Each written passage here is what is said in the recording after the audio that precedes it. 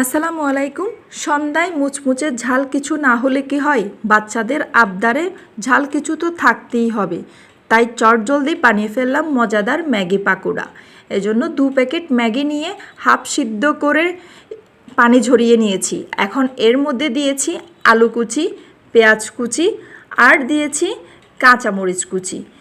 আরও দিব 1 কাপ ময়দা আর দিয়েছি লবণ, টমেটো সস, ম্যাগি প্যাকেটের মশলা আর দিয়েছি একটি ডিম ভেঙে দিয়েছি।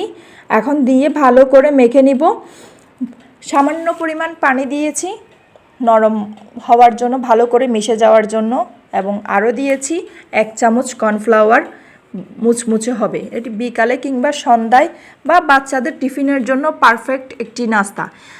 খেতে ভীষণ মজা, বাচ্চারাও খুশি হয়ে যায় এই নাস্তাটি বানিয়ে দিলে।